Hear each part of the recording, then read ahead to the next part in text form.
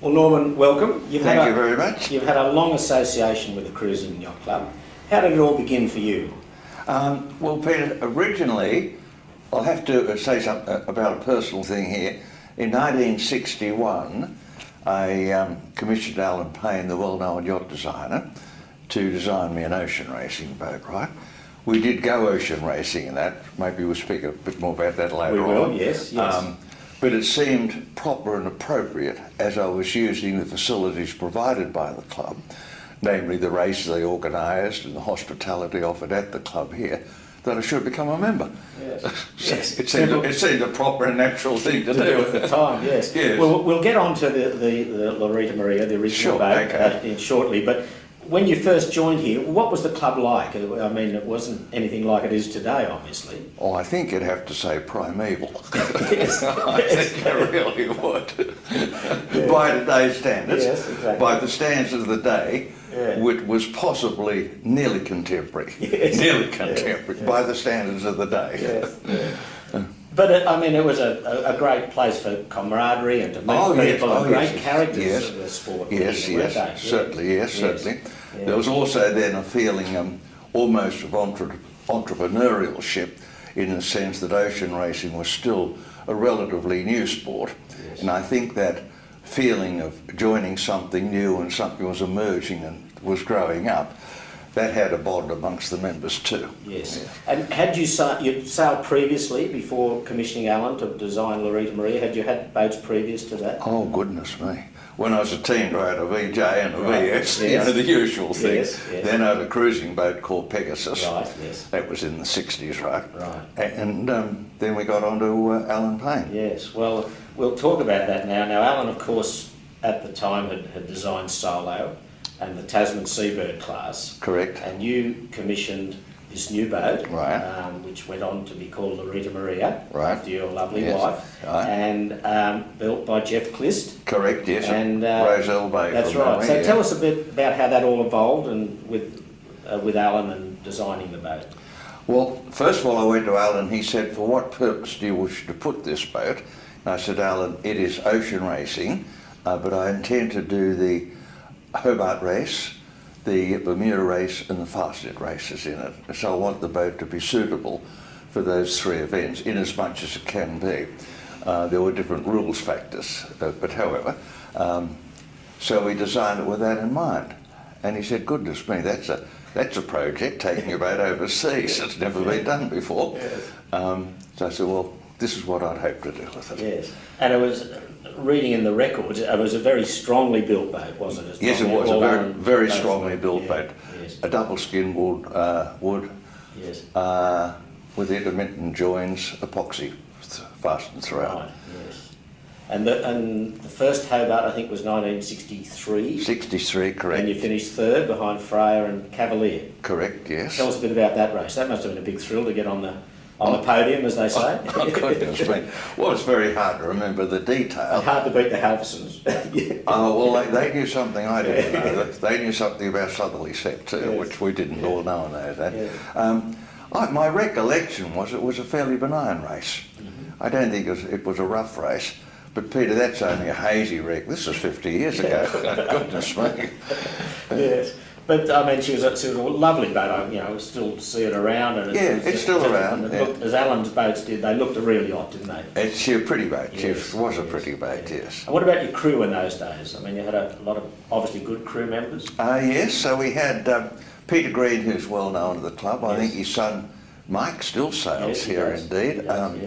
He was with us. They were mainly ex-servicemen from recollection. Right. Navigator was Jim Bruton, if I remember rightly. Right. He had a submarine in the war. He was Lieutenant Commander. Right. One of them was in the RAF as that was Fred McClure. He's deceased. Yes. He was a signalman, I think, in the RAF. Was Adrian Gray sailing with you then? Adrian Gray sailed with us, yes. Adrian's still around. Yeah, indeed. And the other one was a naval commander, a commando called Tom Dawson. He's, right, yes. I think they're all deceased now, except Adrian. Right. Well, the old saying, you probably know, that three most useless things on a yacht are a stepladder, a wheelbarrow and a serving naval officer. So, Well, I don't want to go on record with that. I'd rather say, obviously you've I'd rather changed say that. I'm a Varela than a naval officer. Yes, indeed. But so we take Lorita Maria, but at the time you were sailing against, the Halversons, obviously, who are marvellous. Yes. The history of the race Sure, in Hobart sure, and CYCA sure. is extraordinary. Right. But always hard to beat, obviously. Very hard to beat. Yeah. And why was that, do you think, Norman? I think possibly, in one instance, I know they took a great advantage on us, was the winning leg, I think, was an inshore leg, but they took an offshore leg and got the current. I think I had a better understanding of that. Yes. And they were very good. They were very good seamen. Yes. They had a good boat. They were a great combination. Yes. No doubt. Great combination. And nice people too, I might add. Yeah, lovely. Nice people. And onshore after the races, there was good camaraderie and a few beers were had with. Oh, I think there was a cup of tea in Lamington, something like that. I don't think anything's changed. No, but I mean, you see the characters like Don Mickleborough, I always refer to. Don yes. and those guys. I mean, they're a lot of fun, weren't they? A fella called Raw Meat and Earrings Yes. and all sorts of scallywags. Yes, yes. So then, well, you obviously built Lorita Maria with the purpose to go overseas, but Correct. we'll just get a little bit sidetracked here in as much as that you, along I think with Bill Saltis and Trigg, were the instigators in our first ever challenge for the Admirals Cup. That's in correct. 1965. That's correct, yes. So how did that come about? At the end of the 63 race, Bill Saltis, who from recollection was Commodore then, Trigby and I were having a couple of beers, as one does, Yes. at the end of these events, and I then said to Trigby and to Bill that I intended to take the boat overseas to do the Fastnet race and then subsequently do the Bermuda Race. And they said, goodness me, we hadn't heard about that. Why don't we do the Admirals Cup? One of the two, I don't remember which one, said the Admirals Cup. I said, I've never heard of it. Never heard of it before to that day. So I said, well, we'll check it out. So I started to check it out and found out about it, etc., etc. And that was the origin of it. Right, simple as that, eh? Simple as that, yeah. But then there was a huge amount of work had to go on behind the scenes to get the team there. Oh, yes, correct. And of course, I'll just say this, that Lorita Maria wasn't eligible because she wasn't big enough. She wasn't long enough. Wasn't long enough. But we'd run the Blue Water Championship That's right. that year, so Yes. we went along in that capacity. Yes, exactly. Right, yeah. So I think Sir James Kirby was very instrumental in helping getting the team up and going, wasn't he? Getting the team to England? Perhaps. Yeah. I realised there was a steering committee of myself, Ron Adair, and Trigby Halverson. Trigby was to do the shipping. I was to look after the transportation of the crews. They were all amateurs. They all paid their own way in those days. Recollection, there was not a paid hand amongst them. But I thought, now we should have, to give this challenge some credibility in the eyes of the public and the sailing community, we should have a leading figurehead, not a sponsor, but somebody that would be associated with it. And Sir James Kirby was, he was a friend of our family. So I put a proposition to Jim in a written form, and he said, yes, he'd be happy to go ahead, right? He was then succeeded, if my recollection is correct, by Sir Robert Menzies and then by Sir Garfield Barwick. So we had three top leading, I won't use the word sponsor, patrons, if you like to put it that way, because I realised, I thought that was essential to get some type of credibility and publicity to the event. And it worked. Yes. Yeah. And so the three boats went over with Freya, Camille and Caprice of Hewitt, and Lorita Maria went at on the same ship? Did they On all the go same there? ship, Did they? yes, yes. Yeah. They were cargo ships in those days, Yes, so you yes. put them in cradles, welded the cradle to the deck. Yes. And of course, we had great success in finishing second, but Yes. Lorita Maria, you did very well in the Fastnet, I believe. You're fourth in class, I think. Fourth out of, from recollection, 84. Yeah, wonderful. In class, yes, you know. Yes. And you raced Cows Week as well? Oh, yes, did all of that, yes. Did all of that, Yeah. And how was the Fastnet? Can you remember? From recollection, it was soft. Right. It was more a what I'd call a thinking man's race. Yes. We had to work the tides, but we had a fellow called Bob Young, who was, I think he's now deceased, he had, if I remember rightly, Lolita, when she was in the fastest race, she dismasted. In the Hobart race. Hobart race, I'm sorry, The Hobart race. submarine. And picked up by the British submarine That's Trump right. and That's towed right. into, was it St Helens? I think it was. St Helens, yeah. He was our navigator. He did a great deal of work on ties. Yes. And did Peter Green sail with you? Yes, Peter was with the sailing master, Peter, yes. yes. And I guess a light weather race wouldn't have suited you, really. You probably want a good thrash to Not win. really. She Yeah. was a touch under-rigged by today's standards, yeah. But that's a fantastic effort, fourth in class out of 80 odd. Yeah. Fortunate. Good luck struck. Oh, well, you've got to be in the right place at the right time. Yeah. That's right.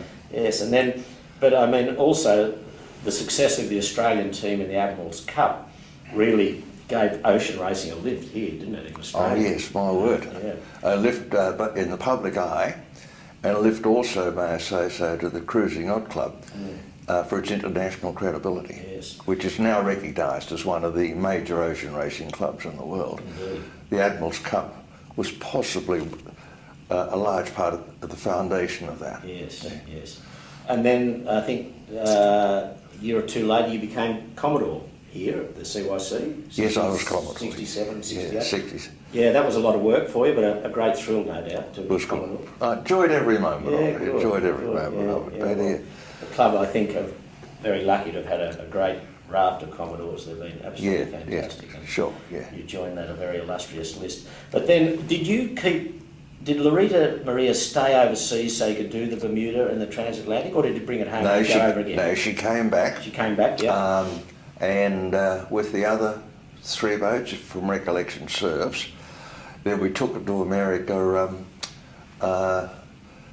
I knew an American shipping man, Right. and he provided he had a ship here called the Australia Surf, and we bolted it onto the deck of that. Right. And a fellow called Sandy Schofield Right, yes. went along to look after it, and he put it in the water and took it to CYCA Yacht Club. Okay. From memory, yeah. Right. So you did the 66 Bermuda race, 66 Bermuda, yes. and were you the first Australian boat to do the Bermuda race? I believe so. Yes. I believe yeah. so. And how did that race pan out? Oh, it was tricky. Was it? We Yeah. couldn't get the hang of the Gulf Yeah, Stream. Gulf Stream, We didn't yeah. do very well. Right, yeah. So again, Peter Green and Sandy stay with you then? Peter Green and Yeah. Sandy were there, yes, that's right. And then the transatlantic race, did that follow the Bermuda race? Or Immediately, yes. That Right. was the centenary of the Royal Copenhagen Yacht Club. Right. And it was an invitation-only race. Wow. And we were invited. I couldn't make the race. We had some Right. business in England. So the 5 of them took it across. And where did that start? Started in Bermuda. Oh, okay. And went round. The only mark of the course was leave Scotland to starboard. Leave Scotland, so he went up, oh, okay. So he went up that, round the I top. think it was the Orkney Islands. Yeah, so he went round the top of Round Britain. the top end. Wow. Down in the easterly direction. Yes. Through the Skagerrak and Skagerrak seas. Wow. It ended up in Copenhagen. How long was that?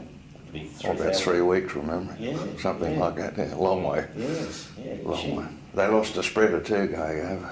Really? Yeah, we carried spare spreaders, thank God. Sandy spent a couple of hours up the mast fixing the spreader. Gee, you'd never hear that today, would you? No, you don't. They don't No. carry spare spreaders today. Thank goodness we did. And how did you do in the race? How did the boat do in the race? Translate, not very well from recollection. Right. Not very well. It was undercrewed. There's only 5 of them. Yes, yes. So and then the boat came home again after Yes, it that? came. Yeah. It came home. Yeah, Yes, yes. Yeah. Okay, right. So I guess your involvement as as Commodore here took a lot of time off the water in running the club. Yes, oh yes, to some extent. Things were a bit simpler then than they are now, I must yes, tell you. Yes. But we managed to buy the boat shed next door, which was good. Yes. Yeah, yeah. And then we move on, and in early 69, 70, you purchased Koomooloo. Is that correct? Yes, correct, yes. I'm trying to think of the dates, that's correct, yep. So it was built for Dennis O'Neill. They won the 68 Hobart race. That's correct, yes, They went to the 69 Admirals Cup. Admirals Cup, that's and right. then you acquired Koomooloo From Dennis, that's right, yes. and competed, and then won selection for the 71 That's right. Admirals yes, Cup team yeah, with yeah, CYCA yeah, too, and Ragamuffin. Slater and Ragamuffin, Yeah, that's right, Peter, yes. yes. So, sadly, I'll have to bring up the Admirals Cup in '71 because you had really disastrous luck, didn't we, as a team? Oh, yeah, we were doing so well Yeah. in the Fastnet race. Yes. And the bolt security, the rudder stock to the rudder parted, unfortunately. Yes. So we had to get a tow. Yes. Well, I think at the time we went into the Fastnet race either leading or very close to Great Britain on points. One of the two, Yes. we were doing, from recollection, well in the Fastnet race, Yes. Koomooloo. Yes. She was quite a quick little boat. Yes, she was. Yeah. And so to be at the Admirals Cup for the first time racing, how did you? I'm sorry? To be at the Admirals Cup racing as a skipper first Right, time, yeah. that must have been a great experience. Oh, great, great. And all those world class boats. Yeah, great thrill. I met some Yeah. lovely people over there Yes. from all around the world, Peter. Yes, yeah. yeah. And a great honour to represent Australia. Indeed. And of course, you had one of Australia's best known sailors on board in Jock Sturrock. Exactly. Yeah. Jock was one of the Jock and Peter Green were the two drivers. Yes. I got to drive occasionally. Jock steered our original America's Cup Challenge. That's correct, Gravel, yes, and then yes. Dame Paddy in '67. I think he won the first America's Cup race for Australia. Yes, he did. One race, not the cup, just No, one race. just one race. One race. Yeah. He must have been marvellous to sail with Jock. Oh, he's a great man, a very, very nice person, and a great helmsman. Yes. Very good helm, completely unflappable, John. Yes. Yeah, he's passed away too, Yes, unfortunately. yes, he yeah. has indeed. He has indeed. But and that's '71 Fastnet, which is the one where you lost your rudder. Yeah. Sid won that race, didn't he, in Ragamuffin? Yeah, it was quite fresh from recollection, Yeah. quite fresh. Yeah. I mean, that result, he won by over 2.5 hours on corrected Yeah, time. I yeah. mean, it's a phenomenal performance. Incredible, just Yeah, incredible, yeah, incredible, yeah. Peter, yeah. He's still going, Sid? He's building boats. still around. He's yes. still building boats. yeah. Goodness me, I don't know how many he's got. He's got a whole fleet, I know that, yes. So, was that really the end of your really competitive racing, Norman, the '71 Admirals Cup, or did you go on after that? No, I think that was the end of competitive ocean racing, Yes, Peter, yeah. yeah. Now I go racing only Wednesday afternoon with Right. the gentlemen's race. I don't even get to drive, my son drives. Right, oh, that's okay. It's all in the family. Yeah. But then after that, you had a series of cruising boats. I Yes, think, didn't yes, you? quite a number of cruising Yeah, boats. yes. And And- all and carrying I- the same name? Yes, they were. Yeah, yes. lovely, yeah. And we had two motorboats. Right, okay. One we took to New Zealand and back, Right. and we sailed to Veneto to New Zealand and back too. Right. But the motorboat was called Koomooloo, wasn't it? Yeah, big one, Yes, that's 62 right. foot, yeah. And I think you did some relay work for the CYC and Noumea races, was it? Or Suva races? Or It went or from, Hobart? there was Yeah. Noumea race Yes. from Auckland to Noumea. Right. We did that as radio relay Yes. vessel, right. And I think you did a Hobart races radar. We did a Hobart race in that Yeah. too, yeah. Isn't that that's the story you talking about Sandy Schofield earlier? Wasn't he on Apollo and they started the Hobart race and Apollo did some damage just outside the heads and as they were coming back, Sandy jumped off Apollo onto Koomooloo? Was the radio? Something like Yes, that. it sounds like Sandy, doesn't it? Exactly. Yeah. Actually, I wasn't. Gordon Dunn was skipper in Gordon, Koomooloo yes, there. I that's was sailing on a Swanson 36 Right, okay. with one of our navigators, a fellow called John Keogh. Johnny Keogh, Johnny yes, Keogh, yes, yes. He that's had right. had a Swanson 36. Exactly. And you did a lot of miles with John? Yes, I did. Yes, he a was lot of lovely- miles with lovely John. guy, Yeah, yes. Yeah. A lot of trips up the Barrier Reef, all that type of Yes. stuff. And did you enjoy powerboating? Powerboating gave Peter the ability to say that you'll be there at a certain time, Yes. and to keep to a time schedule, which sailing doesn't. Yes. I enjoyed the powerboating. Yeah. We had two powerboats, Yes. both built by Trigby Helverson. Yes.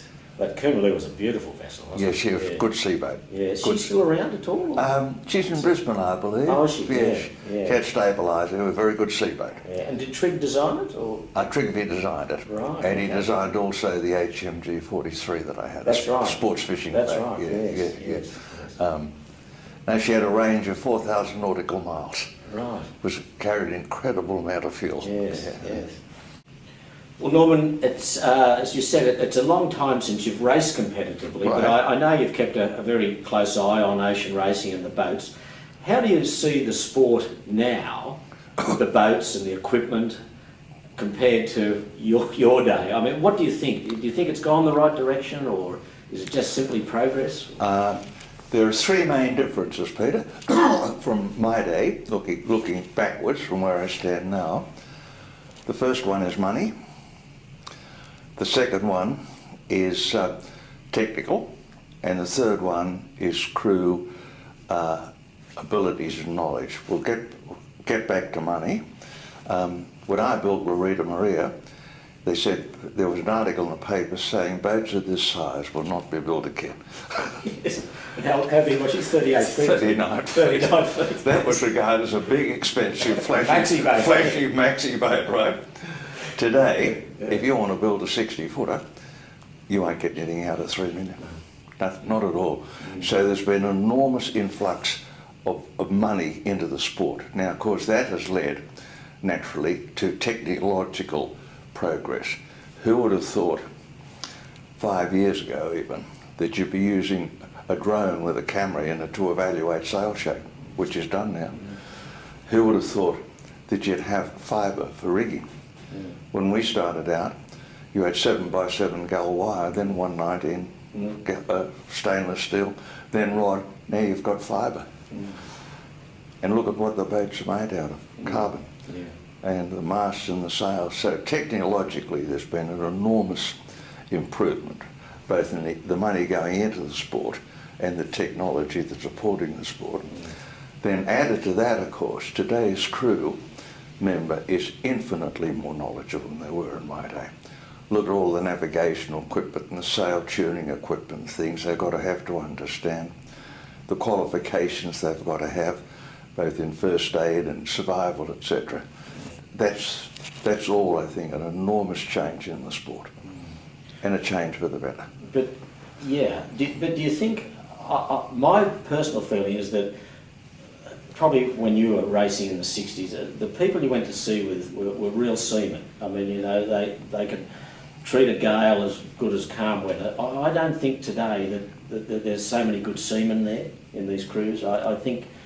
I'm not certain I could agree with that, Peter, with the greatest respect to your opinion. No, it's fine, yeah. If you're going to Hobart in a 50-foot boat and it's carbon fibre and you're bashing the hell out of it, it's going a lot quicker than they were in my day. It's harder on the crew. I think they've got to understand how to use the boat and not to break it. I'm certain they're as good as seamen as they were. Okay. Yeah, that's a fair comment, yeah.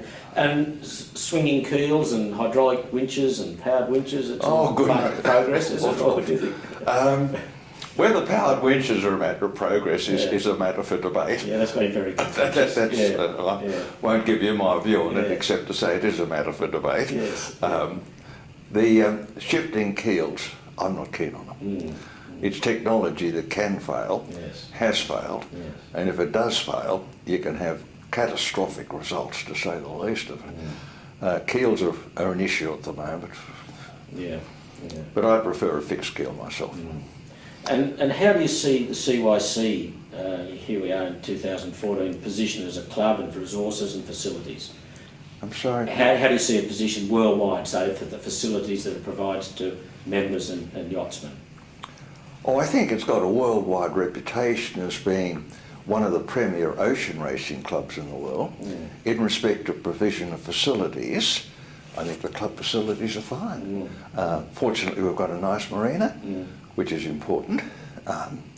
No, I think it's good. It's going well. Yes.